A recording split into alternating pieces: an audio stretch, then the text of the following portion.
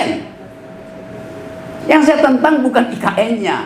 Dari segi environment ethics pasti saya nggak setuju. Tetapi perjanjian perdata tadi yang tidak dipenuhi itu. Tidak berjanji tiba-tiba ada tuh. Berjanji tapi lain pelaksanaannya.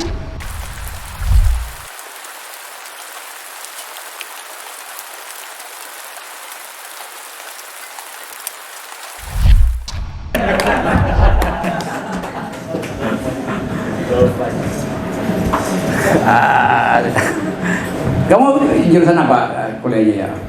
Hukum. Oke. Ya di sana. Hukum apa? Hukum pidana, perdata. Ilmu hukum. Oke, di dalam ilmu hukum ada prinsip bunyi begini. Pacta sunt servanda rebus sixtantibus. Pernah tahu prinsip itu? Nggak tahu. A pact must be served. Pacta sunt servanda. Perjanjian itu harus diselenggarakan.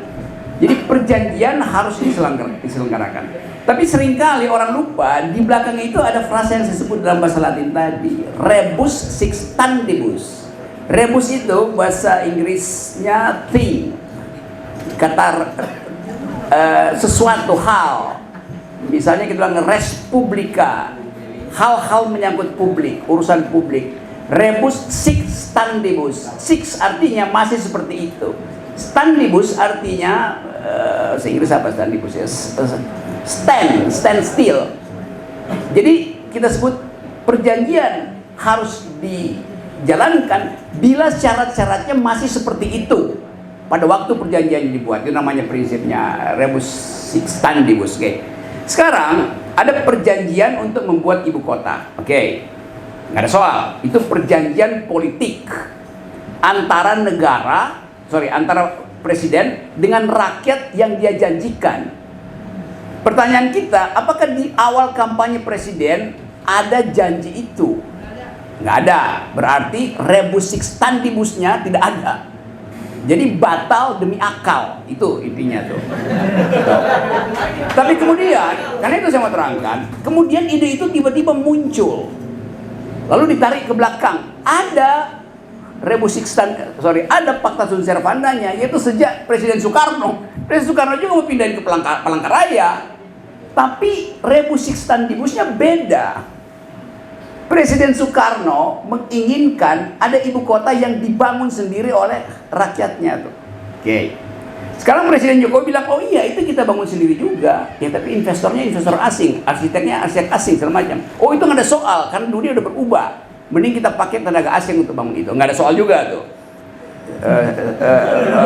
Pacta sunt servandanya.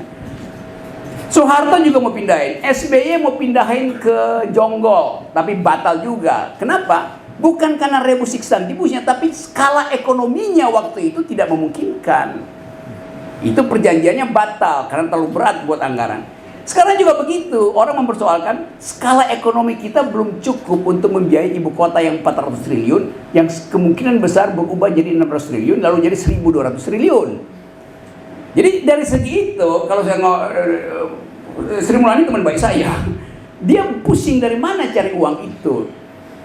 Tapi Presiden Jokowi bilang, oke, nggak usah dipikirkan itu. Itu adalah proyek swasta murni.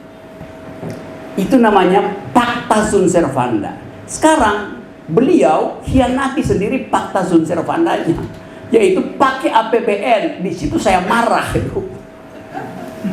Karena APBN itu adalah hak anak Kalimantan untuk sekolah.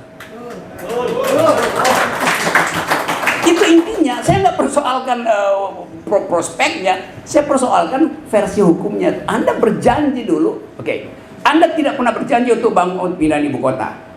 Kenapa sekarang ada? Oke. Anda tidak pernah berjanji bangun ibu kota dengan APBN. Kenapa sekarang pakai APBN? Kan itu intinya kan. Ucapan pemimpin itu kita pegang. Gitu. Soalnya Presiden bilang bisa kita bangun lewat APBN. Saya tanya pada Sri Mulyani, ada berapa surplus APBN Anda yang Anda simpan itu? Ada 200 sampai 300 triliun. Itu hak saya. Nggak boleh negara itu menyimpan tabungan. negara. Kalau bapak Anda bilang, saya punya tabungan, terus Anda nggak dapat uang jajan, uang kuliah, itu bapak Anda artinya pelit. Jadi dia miskinkan Anda supaya tabungannya tetap utuh. Kalau kita cek mau pakai apa tabungan itu, ya mungkin mau pakai kawin lagi. Mungkin. Itu juga kecurigaan saya.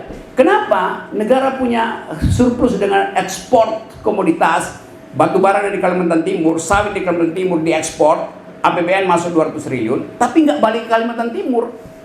Mau dipakai apa kalau begitu? Itu yang kita tanya. Kan anggarannya nggak dipakai, itu artinya korupsi. Dia mesti habis anggaran itu.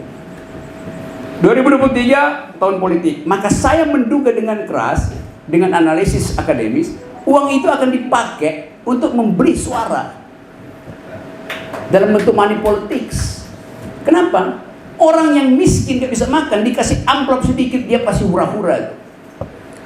Dan itu yang paralel dengan yang sekarang lagi dilakukan oleh Pak Jokowi, musyawarah rakyat dari mana-mana. Padahal beliau sendiri bilang, oke, kita akan bikin pemilu. Tanya pada KPU, udah dapat duit belum? Gak ada uang masuk. Berarti pemilu bakal batal. Diganti oleh apa? Musyawarah rakyat. Duitnya dari mana? Ya duit APBN yang dipakai untuk main politik. Yang adalah hak mak-mak yang kekurangan oksigen di puskesmas, sehingga harapan hidup ibu yang melahirkan itu akhirnya banyak yang morbiditasnya naik. Jadi saya tagih itu. Bahkan orang bilang, kok Rocky Gerung anti IKN? Enggak, saya tidak anti IKN. Saya anti cara berpikir yang menipu. Itu poinnya. Dan bahkan saya usulkan, kalau bisa, IKN itu mahal sekali itu. Bikin aja di setiap ibu kota, ada 34, bikin istana kepresidenan. Murah tuh. 1 triliun. 34 provinsi cuma 34 triliun. Jadi setiap ibu kota ada istana kepresidenan. Itu sama juga efeknya kan. Nanti dibikin jalan juga, nanti dibikin bendungan juga tuh. Sama aja idenya tuh. Tapi itu tidak mengambil hak mak-mak untuk membayangkan masa depan anaknya. Sekarang saya terangkan kenapa saya tentang itu. Presiden Jokowi bilang 2045 harus dihasilkan bonus demografi. Bagus idenya. Apa itu bonus demografi?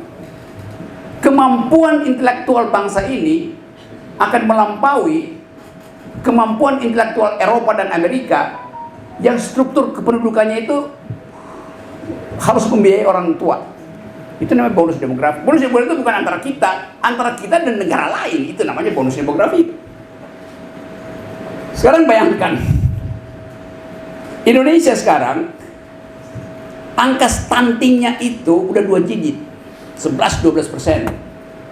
Stunting artinya anak yang kekurangan gizi, kekurangan protein, kekurangan vitamin di usia formative years-nya dari 5 ke 11 tahun, 10 tahun kemudian IQ-nya akan berkurang 25%. Lalu apa yang mau dipertandingkan dengan Vietnam, dengan Filipina, dengan Malaysia? Kalau dari awal stunting kita tinggi, cek angka di Kaltim, mungkin 20% stuntingnya tuh. Jadi itu yang saya sebut ketidakadilan di dalam penganggaran. Kenapa? Karena ambisi untuk memperlihatkan mercusuar yang namanya IKN. Yang saya tentang bukan IKN-nya. Dari segi environment ethics pasti saya nggak setuju. Tetapi perjanjian perdata tadi yang tidak dipenuhi itu. Tidak berjanji tiba-tiba ada tuh. Berjanji tapi lain pelaksanaannya. Janji pakai bisnis ternyata pakai APBN itu. Kan itu hak kita untuk bertengkar. Nah sekarang pertanyaan saya, di mana tempat dari 10 juta anak-anak yang stunting kekurangan gizi itu di jalan tol? Apakah mereka akan ngebut di situ bawa BMW dari Banjarmasin ke Samarinda, balik lagi ke Balikpapan, muter-muter di situ? Apakah anak-anak itu nanti akan ada di jalan tol dengan BMW? Mereka akan ada di pinggir jalan tol sebagai peminta-minta pada mobil-mobil BMW yang berseliweran di situ. Jadi anggaran itu memiskinkan. Nah, saya percaya tadi Pak Rektor menerangkan bahwa itu nanti akan dibikin, ya iya, tetapi tetap APBN itu akan membatalkan ambisi. Oleh karena itu, saya lanjutkan logikanya, Presiden Jokowi minta agar supaya, bahkan dalam pidato kemarin, IKN itu adalah proyek jangka panjang. Nanti ada tahap berikut, presiden berikut harus melanjutkan IKN itu. Pertanyaan etisnya, apa hak presiden sekarang untuk mengatur presiden berikut? Kecuali presiden berikut adalah anak cucu presiden sekarang. Kan demokrasi bisa membatalkan. Tentu kita ingin supaya itu nggak batal, tetapi nggak boleh ada perintah bahwa presiden berikut harus melanjutkan pembangunan yang mangkrak oleh presiden sebelumnya. Kalau itu terjadi, artinya presiden berikut harus direstui oleh presiden sekarang. Itu bahaya bagi demokrasi itu. Itu aja. Jadi sekedar untuk bukan menjebak, melihat di mana logical fallacies dari permainan kekuasaan itu. Tapi buat keterangan kemanfaatan, itu pasti bagus, manfaat. Tetapi kita juga mesti tahu manfaat bagi kita, bukan manfaat bagi anak-anak yang lagi stunting sekarang itu kan. Tapi selalu begitu, kebijakan publik itu selalu menimbulkan pro kontra, itu hal biasa. Nanti ada riset data, tapi saya ingin agar supaya ada cahaya intelektual dari teman-teman, supaya Anda, if you want to be one of the smartest Indonesian intellectual, then you have to be well prepared by equipping yourself with logics and data. Itu intinya. Bekali dengan logika dan dengan data. Saya sumbangkan logika, Pak Rektor sumbangkan data. Maka kita ada di dalam kesamaan berpikir, tinggal di tengah. Dikit. Oke, jadi